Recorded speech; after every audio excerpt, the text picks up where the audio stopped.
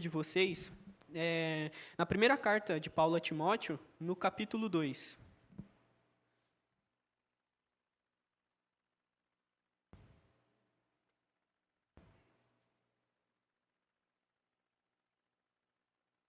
Bom, vamos lá. Diz assim a palavra do nosso Deus. Antes de tudo, pois, exorto que se use a prática de súplicas, orações, intercessões, ações de graça em favor de todos os homens, em favor dos reis e de todos que se acham investidos de autoridade, para que vivamos vida tranquila e mansa, com toda piedade e respeito. Isto é bom e aceitável diante de Deus, o nosso Salvador, o qual deseja que todos os homens sejam salvos e cheguem ao pleno conhecimento da verdade. Porquanto há um só Deus e um só mediador entre Deus e os homens, que é Cristo Jesus, homem, o qual a si mesmo se deu em resgate por todos. Testemunho que se deve prestar em tempos oportunos. Para isto, fui designado pregador e apóstolo. Afirmo a verdade, não minto. Mestre dos gentios na fé e na verdade. Até aqui, meus irmãos, oremos. Santíssimo Deus, graças te damos, Senhor, por mais uma reunião. Graças te damos pelo seu povo reunido aqui. Graças te damos, Senhor, porque mais um dia iremos ouvir a sua palavra. Iremos nos debruçar, Senhor, na verdade que veio de ti. Iremos ser instruídos mais uma vez pela sua palavra. Eu oro, Senhor, então, que abra os nossos corações, o nosso entendimento, para que entendamos a sua palavra e a coloquemos em prática nas nossas vidas devocionais diárias, Senhor. Em nome de Jesus que eu oro. Amém. Bom, vamos lá, meus irmãos. Pode assentar, verdade, perdão. Mas assim, vamos começar. Nesse capítulo que Paulo começa, esse começo que Paulo traz aqui é uma instrução que Paulo está fazendo acerca da oração. E essa instrução é uma das instruções de uma série de instruções que ele vai começar a fazer aqui, que vai se estender até o próximo capítulo, no final do capítulo. O foco dessas instruções que ele está fazendo é o foco no culto público, é do como se deve proceder na casa de Deus. Esse é o foco dele aqui com essas instruções. Ele vai começar a instruir, falando sobre oração, dos versículos 1 a 6, que é o que a gente acabou de ler. Depois ele vai falar sobre os homens, sobre o comportamento dos homens no 8, e depois sobre o comportamento das mulheres do 9 a 12. E nós hoje vamos fazer o nosso exercício devocional com foco na instrução da oração. Uma coisa que vale ressaltar aqui é que muitas das coisas que ele vai trazer, ele tem o foco aqui, ele visa a salvação, é o nosso testemunho para a salvação de todas as pessoas. E nós vamos ver, isso vai ficar mais claro conforme nós formos avançando no texto. Vamos à divisão. Paulo divide o argumento dele, a instrução dele acerca da oração, da seguinte forma.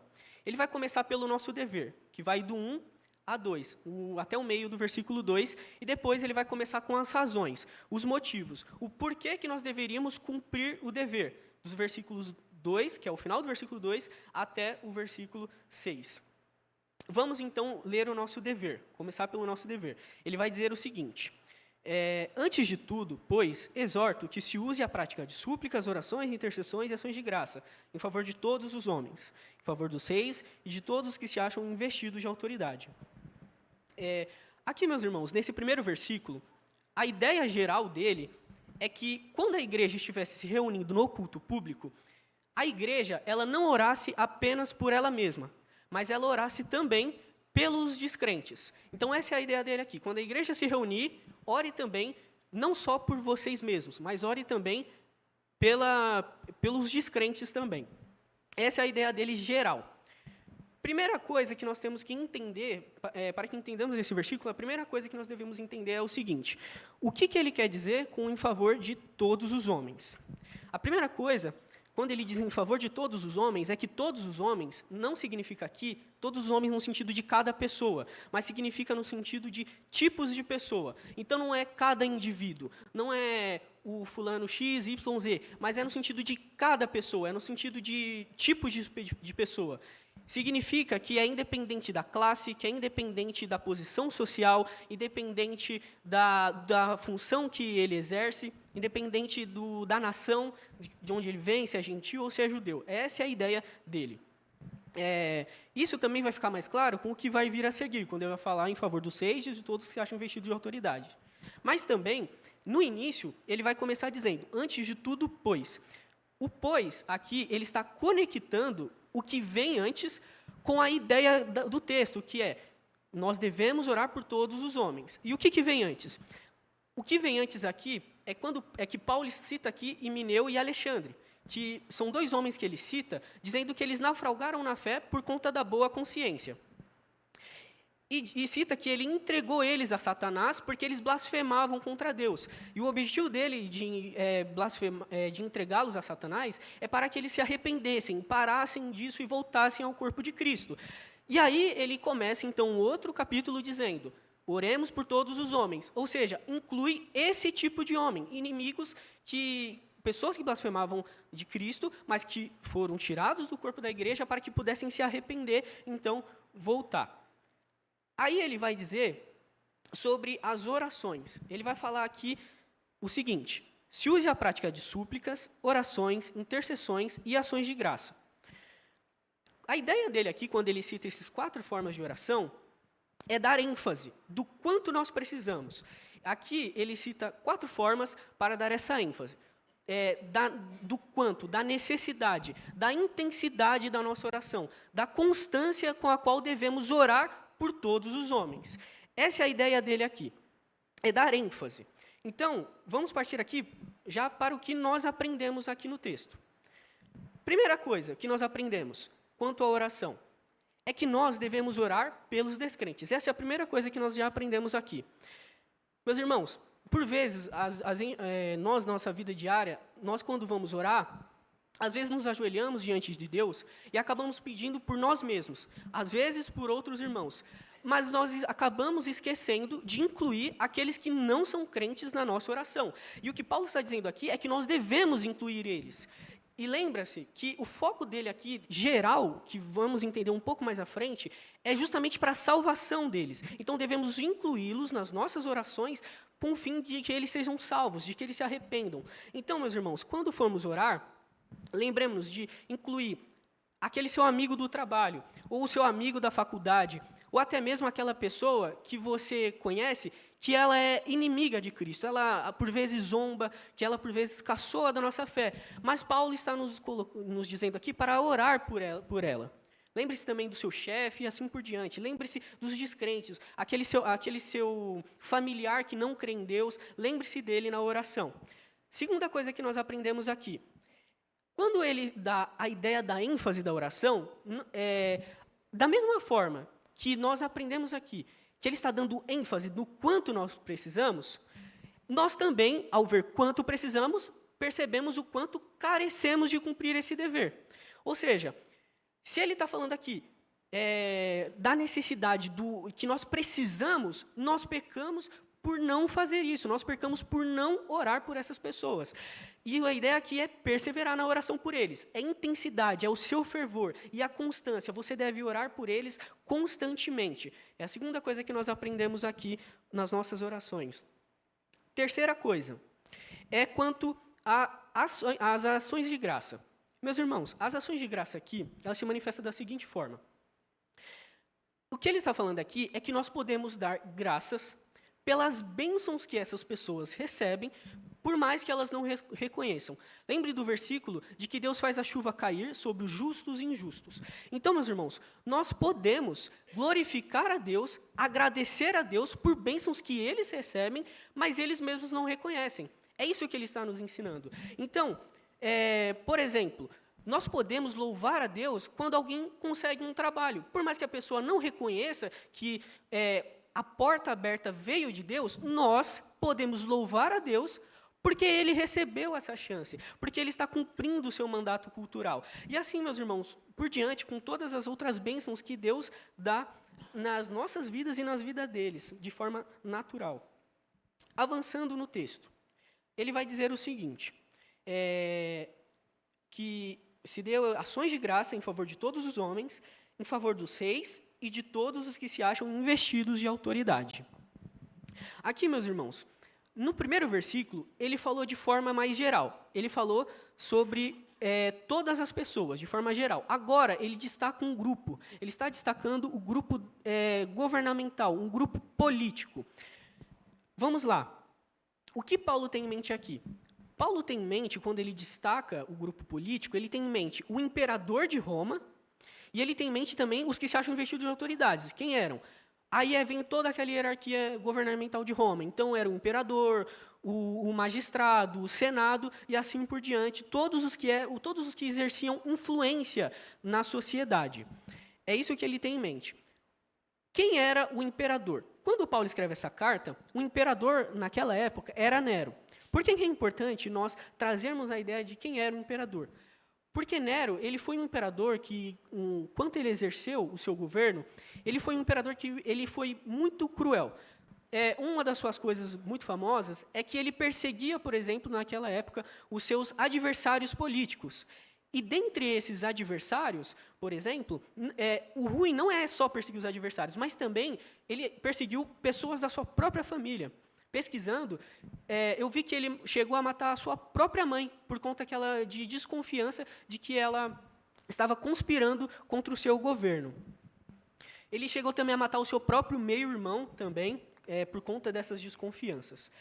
Um fato também que é muito famoso da vida dele, de quanto ele foi governador, que aconteceu não na época dessa carta, mas acontece depois, foi de quando ele começou a perseguir os cristãos. Ele foi o primeiro primeiro imperador a perseguir os cristãos.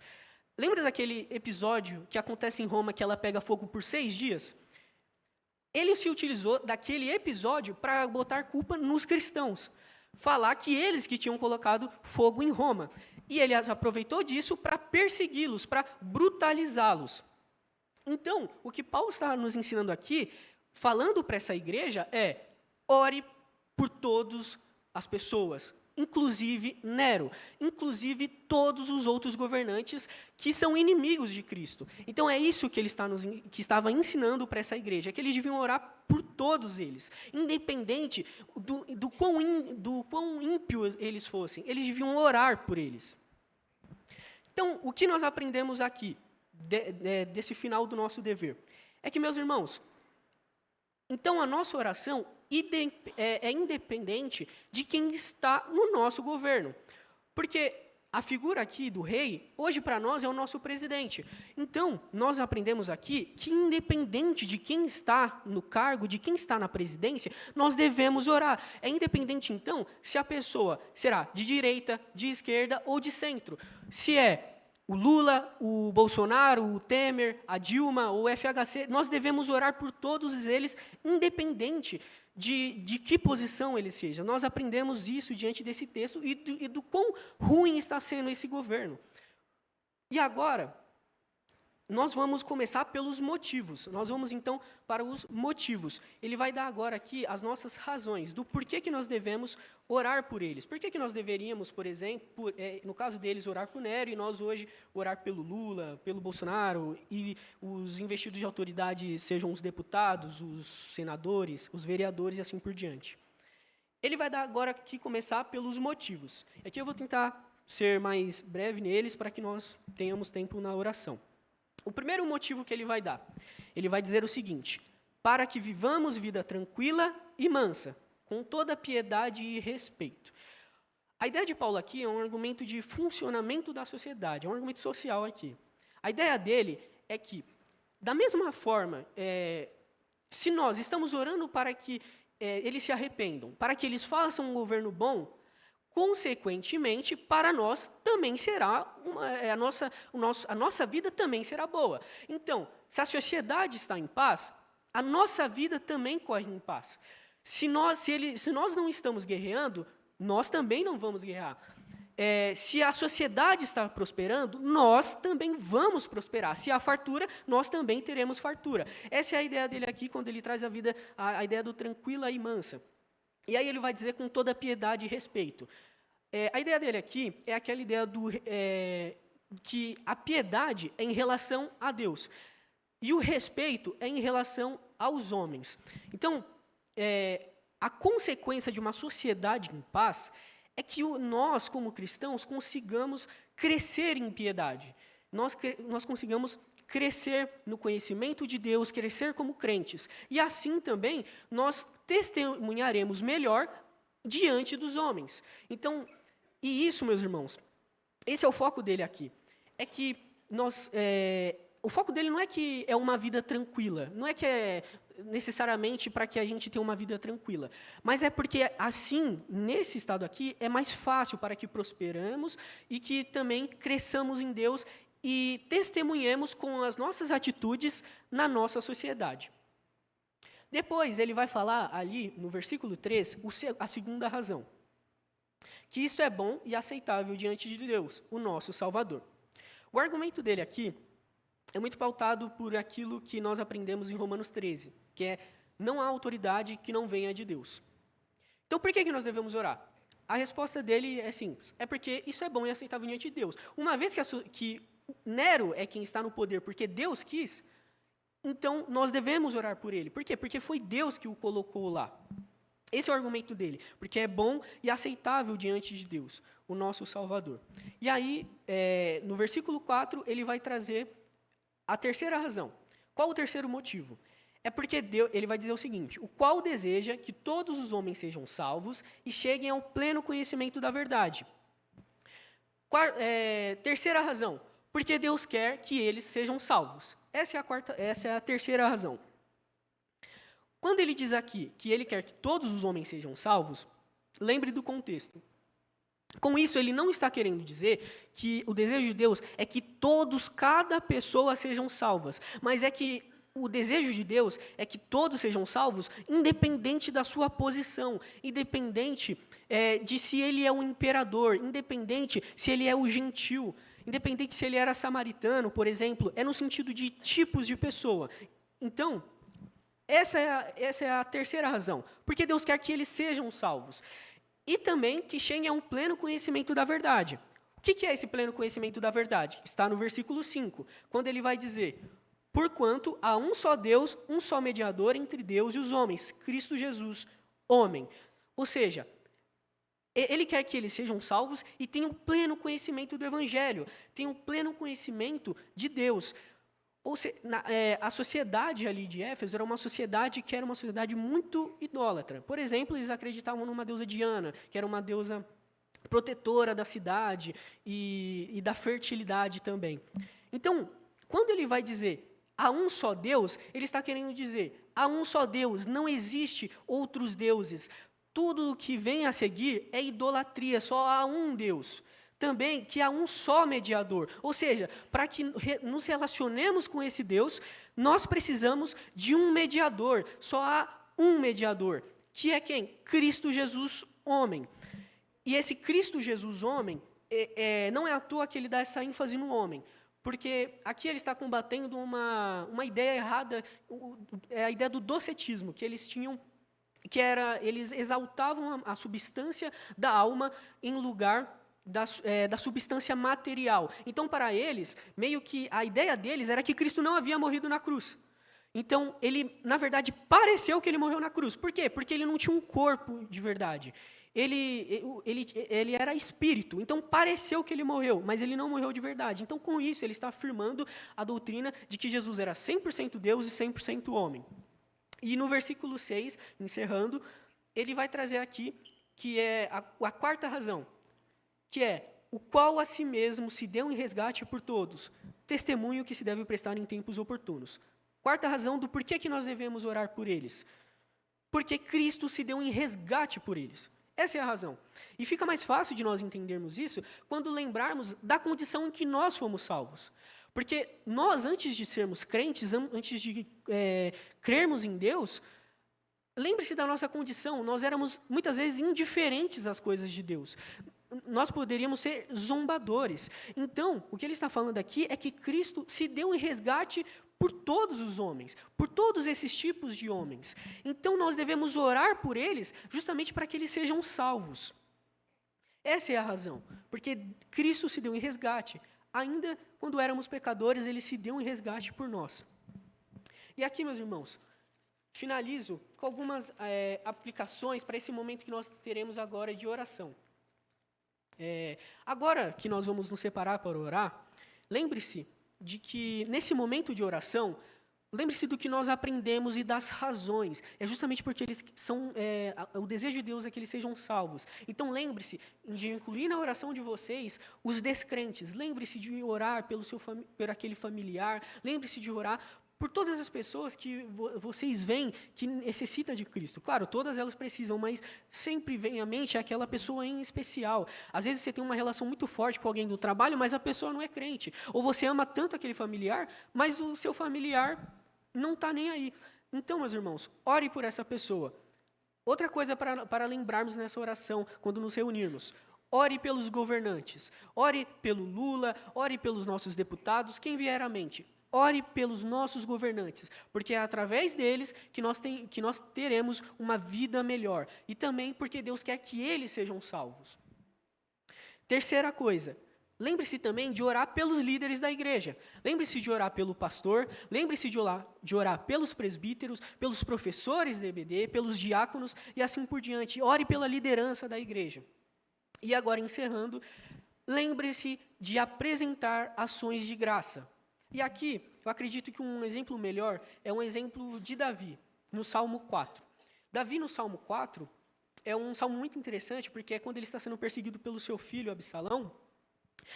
E Davi, é aquele salmo muito famoso que ele vai dizer, deito-me e logo pego no sono. No começo do salmo é muito interessante, porque ele começa o salmo fazendo uma petição a Deus, e depois ele vai fazer outras petições. Ele começa dizendo, responde-me quando clamo, ó Deus. Ele está pedindo para que, quando ele clamar, Deus responda-o. E olha só que interessante. No meio da petição, ele faz uma pausa na petição e diz o seguinte, na angústia tu me tens aliviado. Olha só que interessante.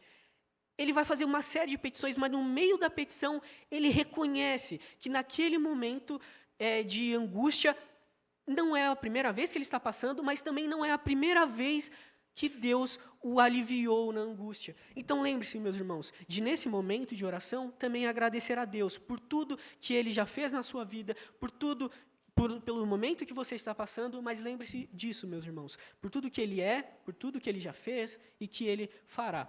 É assim que eu termino, meus irmãos. Oremos. Santo Deus, graças te damos, Senhor, por mais um momento de oração. Graças te damos por mais um momento que pudemos ouvir a sua palavra. Graças te damos, Senhor, porque a sua palavra, ela é clara, Senhor. A sua palavra, ela nos instrui na nossa vida diária. Ela é perfeita para isso, meu Senhor. Que nós apliquemos essas coisas na nossa vida, não somente aqui, mas que apliquemos, Senhor, na nossa vida de oração diária, na nossa vida comum, Senhor, que lembremos de todas essas pessoas a qual falei. É isso que eu oro, Senhor. Em nome de Jesus Cristo, amém. Amém.